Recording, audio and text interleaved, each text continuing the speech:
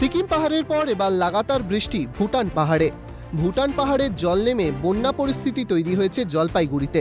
তিস্তার জলস্তর বৃদ্ধি পেয়ে শাখা নদীর লিসের জলে বাঁধ ভেঙে বানভাসী মালবাজারের চান্দা কোম্পানি এলাকা।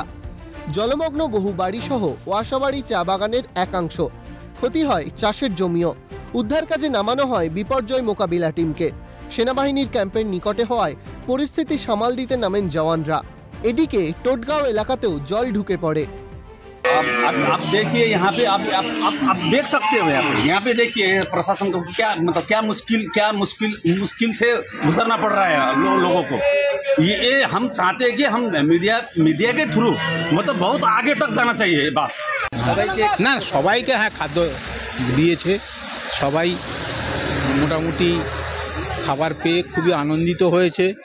नहीं, सब जगह से क्रांति जैसे भी आया है, हम लोग को आर्मी भी बहुत हेल्प किया। जो सामने आर्मी कैंप है वहाँ से आर्मी लोग आया, बहुत हेल्प किया। वहाँ घर में आदमी फंसा हुआ था 4-5, उनको भी निकाला रेस्क्यू करके। अभी ऐसे कुछ नहीं है, अभी थोड़ा आराम है। দুর্গতদের উদ্ধার করে ত্রাণ শিবিরে নিয়ে আসা হয়। প্রশাসন ও একাধিক স্বেচ্ছাসেবী সংগঠনের উদ্যোগে দুর্গতদের কাছে ত্রাণ পৌঁছে দেওয়া হয়। ঘটনাস্থল পরিদর্শনে যান অনগ্রসর শ্রেণী কল্যাণ দপ্তরের মন্ত্রী বুলুচিক বড়াইক। অপরদিকে অবৈধ খননের ফলে নদীর নাব্যতা নষ্ট হচ্ছে, গতিপথ পরিবর্তন হচ্ছে। তার জেরেই এই ধরনের বিপর্যয়ের ঘটনা ঘটছে বলে দাবি করেন বিরোধী নেতা। এই যে ওদলাবাড়ি লিস লিভার যে নদী, এখানে যে বন্যায় যে সমস্ত ক্ষতিগ্রস্ত পরিবার, আমরা সাধ্যমতো এই পরিবারগুলোকে কিছু শুকনো খাবার, জল আমরা দিয়ে পাশে দাঁড়ালাম। এখন এরকম একটা জল বেড়ে গেছে যে এই জলে মানুষকে নামানো অনেক কঠিন আছে। এই পশ্চিমের মধ্যে যাতে জলটাকে ডাইভার্ট করা যায় সেই কাজটা আরম্ভ করা আছে।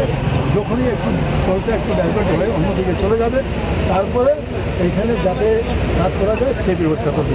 इस स्थिति में डायरेक्ट वहाँ कुछ काम तो नहीं होगा, लेकिन ऊपर में हम लोग अभी 2 पॉकलिन लगा के पानी को डाइवर्ट करने का कोशिश कर रहे हैं। तो पॉकलिन बुलाए हैं, लगभग अभी आने वाला है, शायद आ भी चुका होगा, तो अभी ढुका के उसको काम शुरू करेंगे। দেখুন, মালবাজারের প্রত্যেক নদীর থেকে বালিয়া মাফিয়ারা অবৈধভাবে খনন করে। অবৈধভাবে খনন করার পরে নদীর গতিপথ পরিবর্তন হয়ে যায় এবং মাঝে মধ্যেই লিজ গিজ এই নদীর বাঁধ ক্ষতিগ্রস্ত হয় এবং সেখানে বন্যা প্লাবিত হয়। এটা মানুষ দ্বারা সৃষ্টি এই বন্যা, এই বাঁধ ভাঙা। যদি প্রশাসন সক্রিয় ভূমিকা পালন করত এবং যারা এই মাইনিং করে, যারা খনন করে, তাদেরকে যদি আইন মোতাবেক খনন করতে বলা হতো, তবেই কিন্তু এই কাজগুলো হয় না। লাগাতার বৃষ্টিতে ফের বানভাসী উত্তরবঙ্গ, ভোগান্তি বাসিন্দাদের। তিতাস পালের রিপোর্ট, ক্যালকাটা নিউজ।